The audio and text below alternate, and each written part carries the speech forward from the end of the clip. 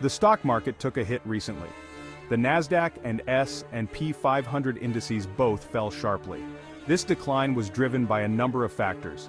Two of the biggest were concerns about microchip stocks and trade tensions between the US and China. The Nasdaq, heavily weighted with technology companies, suffered the brunt of the sell-off. The S&P 500, a broader market index, also felt the pressure. Investors are worried. They are unsure about the future.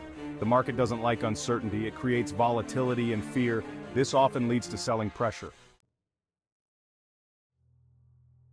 Microchip stocks were among the hardest hit in the recent market downturn, sending shockwaves through the tech industry. The Philadelphia SE Semiconductor Index, a key benchmark for the chip sector, experienced its largest single-day decline in recent memory, highlighting the volatility in the market. This was a significant drop, with prices falling sharply across the board. It caught many investors off guard, leading to a wave of panic selling.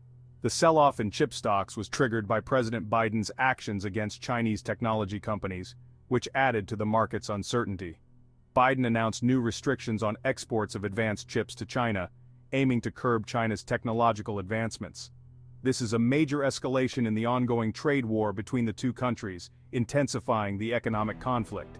The semiconductor industry is global, with intricate supply chains that span multiple countries and regions. China is a major player in this market, both as a consumer and a producer of semiconductors. Disruptions caused by trade tensions can have far-reaching consequences, affecting production and delivery schedules. Investors are concerned about the potential impact on chipmakers' earnings as market uncertainty continues to loom large.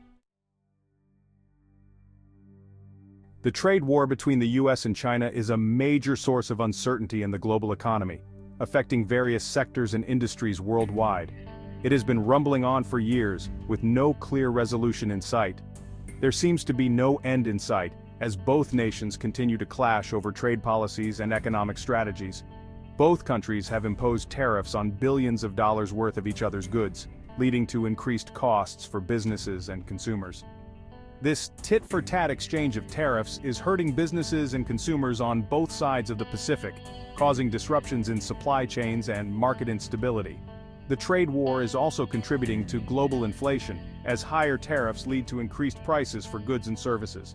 This is putting pressure on central banks around the world to raise interest rates, in an effort to control inflation and stabilize their economies. Investors are hoping for a resolution to the trade war, as prolonged uncertainty can lead to decreased investment and economic growth. However, there is no sign of that happening anytime soon, as negotiations between the two countries remain stalled. The Biden administration has shown no willingness to back down from its tough stance on China, maintaining a firm position on trade issues and national security concerns.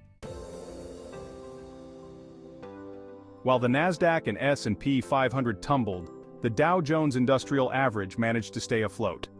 The Dow is a price-weighted index of 30 large, publicly owned companies in the United States.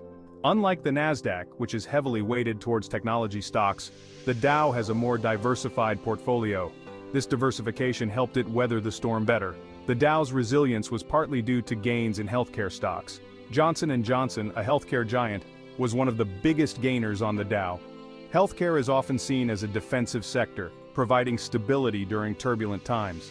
Investors flock to defensive sectors during times of economic uncertainty, seeking safer havens for their money. The Dow's performance is a sign that not all investors are panicking. Some investors are still optimistic about the outlook for the US economy. They see the recent market volatility as a buying opportunity, believing that the fundamentals of the economy remain strong. This cautious optimism suggests that there is still confidence in the market's long-term potential, despite short-term fluctuations. Despite the recent market turmoil, there are some bright spots in the US economy. Economic data has been surprisingly strong. This suggests that the economy is still growing. It is not heading for a recession. Housing starts, building permits, and industrial output all exceeded expectations. The housing market in particular has been surprisingly resilient. This is despite rising mortgage rates. Manufacturing activity is also strong. Factories are humming, they are churning out goods. This is being driven by strong consumer demand. Consumers are still spending, they are not being deterred by inflation. The Federal Reserve has been raising interest rates aggressively this year. They are trying to get inflation under control. However, there are signs that inflation may be peaking. If inflation does start to cool off, the Fed may be able to ease up on interest rate hikes. Some economists believe that the Fed could even start cutting interest rates next year. This would be a major policy shift. It would be good news for the stock market. Lower interest rates would make it cheaper for businesses to borrow money and invest. This would boost economic growth. It would also make stocks more attractive to investors.